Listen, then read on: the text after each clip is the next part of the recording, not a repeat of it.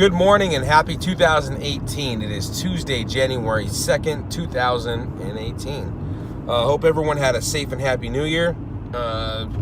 As for myself, we went out for a lovely date. This wine bar was great. It had an entire brick wall full of candles in all different spots. It was, nice, dimly lit. The food was really good. I don't normally eat Italian food. Nothing against it. It's just the fact it's just loaded with carbs, and I try to eat as healthy as I can. But it was nice to reward myself. It was very good. I had a Italian sausage rigatoni, and she had a chopped salad that was actually really good, and had a glass of wine. I'm not a wine guy, but on the occasion when I'm enjoying Italian food, I don't mind having a cab.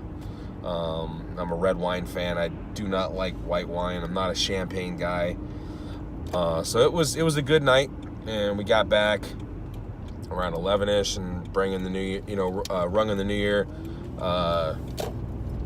tired and ready to pass out. This is the way it gets when you get older. It's just, you're excited for, the new year.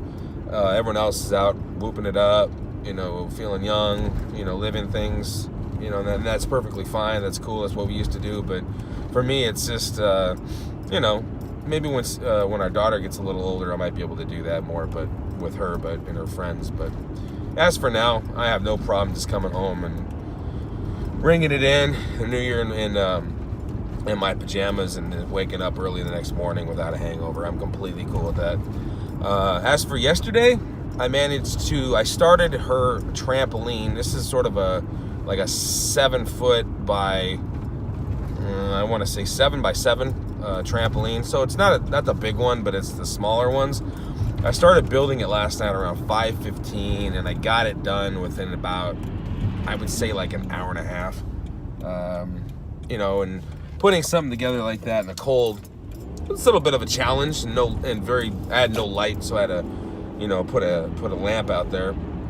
But I got that done, and she jumped on it. She was excited. So now she has something to jump on when she gets home to kind of wear her out and, burn some energy so she goes to bed.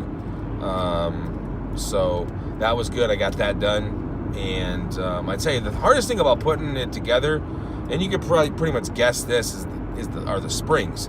And then I started going one by one, and there are probably 30 to 40 springs in that thing. It's quite a bit. And so, I went around each one by one, and by the time I got to like 25 or so, it was getting to be quite of a challenge to get those in there, and then you got to worry about it snapping and flying off somewhere or catching your finger inside the coils. But that was the hardest part. But after that, it was just pretty simple, cut and dry. She loved it, so that's the good thing, and her happiness is what means everything. So her mom and I got that Santa gift for her for Christmas, and she loved it. And now she actually gets to plan it. I didn't know I was going to get it built yesterday, but I was actually planning on having it done by the weekend this week, getting it done this week. But hey, I got it done one shot, one night, and now she gets to plan it all week, so I'm happy there. As for the New Year's Eve, we woke up at 2:30. We headed up to North Bend. Caught a sunrise on Mailbox Peak. Started later than the last time on this hike, and finished earlier. So it was an improvement of about 15, almost 30 to about 35 minutes improvement time. So that was awesome, and that's what I'm training for Mount Baker. Is I'm trying to improve my elevation gain on a steep incline as much as I can. And so I might do this hike again. And the thing is, like last winter, I didn't do a hike between August, September-ish until maybe March or April. So there was a huge gap of time in there where I didn't hike. And now I've gotten in, 2 or 3 hikes in just a matter of a month or two. And it's like, I'm looking forward to it, and I got snowshoes, trekking poles. For Christmas, I also got a mountaineering helmet, and so it's all starting to come together. I'm trying to get more involved in the wintertime because you just can't allow, it's not light enough, it's cold, it's, there's snow levels everywhere. You just have to go out and do it. It has nothing to do with being prepared. You go out there, if you're cold in a certain area, next time you go out there, you learn. It's baptism by fire, you know. And so you got to get out there, try something, and if it doesn't work or few things don't work, make some adjustments. You're not going to die doing it.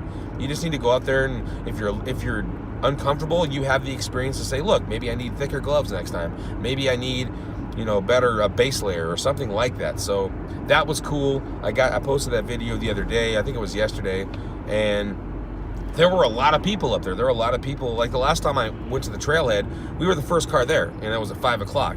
This time we got there around 5:10, and there were probably 10 cars already there. So, and when we got to the top, it was sort of a predetermined party that people were put together, and they're going to go up there with their Seahawk gear, and they put up the 12th man flag and took a picture up there. So that was cool to see all that, but it was still busy. You know, that's one of the things about hiking in this area.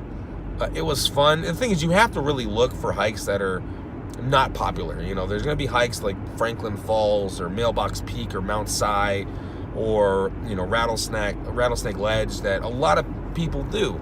And you go on those trails and it's like, oh, this place is becoming overcrowded. But the thing is, you just have to look and search for jewels.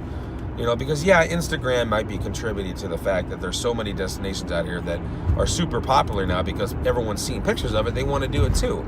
And I think that's a good thing though, because I like the fact that people are getting outdoors more.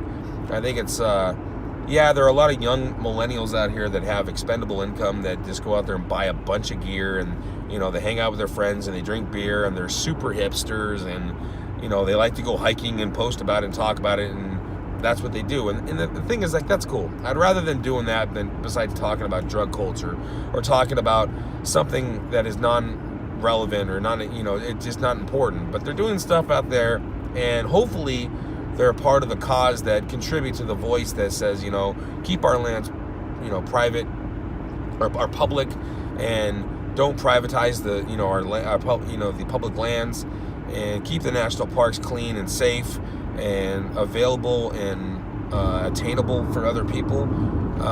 And so it's, as long as more people are doing it, there's a stronger voice, and that's what's the important thing. And also, it's a healthy activity besides sitting behind a TV and binge watching Netflix or watching movies all the time or just sitting on your ass all day. It gives them something to do, and it keeps them out of trouble. And I think it's great. You know, yeah, it's busy, but you just got to find time to do it.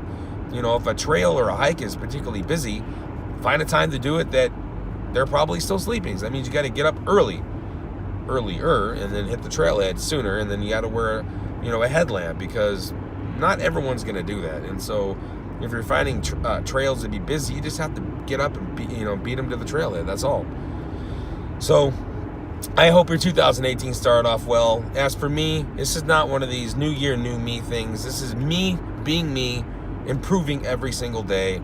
A year doesn't make a difference. A date doesn't make a difference.